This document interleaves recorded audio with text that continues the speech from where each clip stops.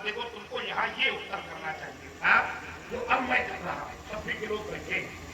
कागज चाहिए होने का मतलब क्या होता है? जिसे ये ज्ञान हो जाए कि मैं शरीर नहीं हूं, शरीरी हूं, तो मृत्यु के बंधन से मुक्त। जिसे ये ज्ञान हो जाए कि मैं शरीर नहीं हूं अपितु शरीरी हूं, तो बस उसका मरना समाप्त हो। क्योंकि नैनम सिद्धिर्ति शस्त्राणि नैनम का, फिर उसके जीवन से ये मृत्यु वाला शब्द ही समाप्त हो जाएगा। और ये होगा कैसे? उसके लिए भी कर्म करना पड़ेगा हमें, ज्ञान के कृत्य से जो प्रकाश करना पड़ेगा हृदय में, उस प्रकाश के द्वारा ही ये संभव हो सकता है। और जब तक जीव माया जनित रहेगा तब तक पुनरपि जननम पुनरपि मरणम पुनरपि जननी जठरे शयनम, ये सबके साथ है, एक दो के साथ नहीं है, सबके साथ है।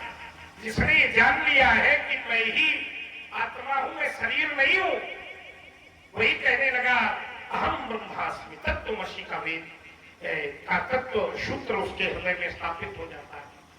तो यहां पर स्थिति बनेगी कि फिर वो ये तो सबके साथ हो जाएगा, सबकी स्थिति में स्थापित हो जाएगा। तो कहने का भाव क्यों कह रहे हो कि जो भगवान का भक्त हो गया है काल भी उसका कुछ नहीं। तो मैंने तर्क दिया था कि लीला जगत में संसार में जो भी आता है वो समय से आता है और समय से जाता है,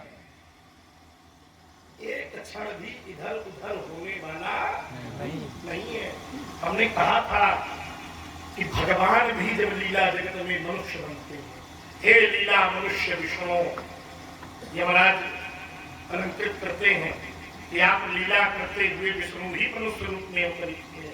उनकी अवधि जब 125 वर्ष की हो गई तो यमराज स्वयं काल का रूप बनकर प्रकट हुए और उनसे कहा कि प्रभु आपकी समयावधि पूरी हो गई है, आपको अब यहाँ से चलना चाहिए। यहाँ पर भी तो तुमको ध्यान देना चाहिए, जब भगवान भी यहाँ मानव शरीर लेकर लीला जगत पर आते हैं तो उनको भी समय के साथ ही शरीर छोड़ करके जाना पड़ता है। और जहाँ बेटे तुम कालचयी की बात करते हो वहां वो ज्ञान का सर्वोत्कर्ष प्रकाश है।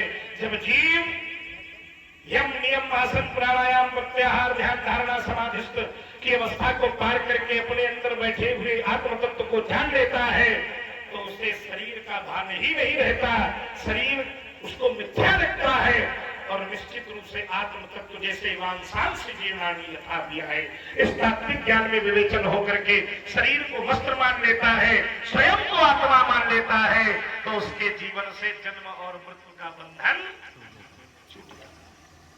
तो ये भाव हो सकता है, ज्ञान दृष्टि में ये चर्चा हो सकती है, लेकिन लीला क्षेत्र में हर व्यक्ति को समय से बंध करके ही रहना पड़ता है। काल माने समय, और यहाँ तक हमारे यहाँ लोगों की कही जाती है कि पुरुष बनी नहीं होत है, समय हो तो बलवान।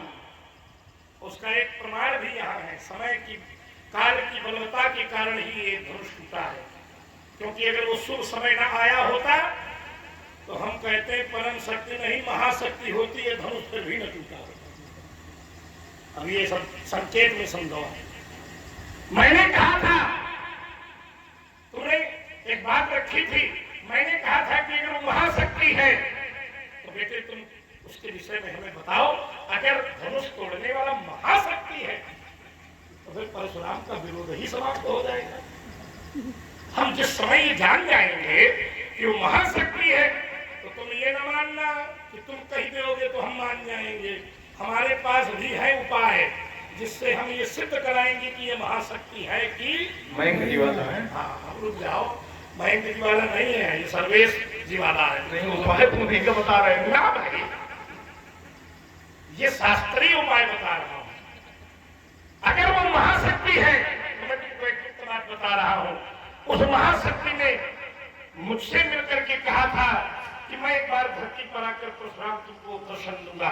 तब मैंने उनसे कहा था कि इस माया की भारी भीड़ पर मैं आपको कैसे पहचानूंगा प्रभु, क्योंकि आप तो मानव बनकर आएंगे। तब परमात्मा ने अपना धनुष ये सारंग मेरे हाथों पर सौंपा था और कहा था कि जब तुम्हें संशय हो जाए तो उस समय मेरा परीक्षण उससे कर लेना और समझ जाना कि मैं ही यहाँ उपस्थित हूँ। तो ये ना कहो कि ये सब अपना अपना है सब, ठीक। अब विचार ये करना है, तुमने एक बात कही थी और मेरा प्रयास ये रहता है कि हर दिन थोड़ा थोड़ा छू और विस्तारवाद भी ना हो। तुमने कहा था कि आपने सीता को आशीर्वाद पहले दिया था और जनक जी ने विवाह का समाचार बाद में बताया था। थोड़ा सा लोग चैतन्य होकर के सुने। बस यही तो तुम्हारा दुर्भाग्य है कि तुम परशुराम के विषय में बहुत कुछ नहीं जानते। तुम धनुष तोड़ने वाले के विषय में तो बहुत कुछ जानते होगे, लेकिन अगर तुमने परशुराम के विषय में ध्यान दिया होता तो तुम्हारे जीवन में कभी ये प्रतिवाद करने का दुस्साहस कभी उत्पन्न नहीं होता। तुमने कहा जनक ने बताया तब हम जाने हैं, ये तुम्हारा भ्रम है। और एक दोहे से उत्तर दे रहा हूं, बहुरी विलोक विदेह सद कहौ कहाति भीर अपूछत। जान करके भी अनजान बन के हम सब पूछ रहे हैं। इसका मतलब कि हम सब कुछ जानते हैं, अनजान बन के पूछ रहे हैं। तो तुम ये नहीं कह सकते हो कि पंडित जी आपको विवाह का समाचार बाद में पता चला। इस दोहे से सिद्ध होता है कि सारे तर्क हमारे हृदय पर। अब ये इसीलिए कहते हैं केवल धनुष तोड़ने वाले को न जानो, कुछ परशुराम को भी जानो। मैं इतनी बात बोलता हूँ। चलिए जो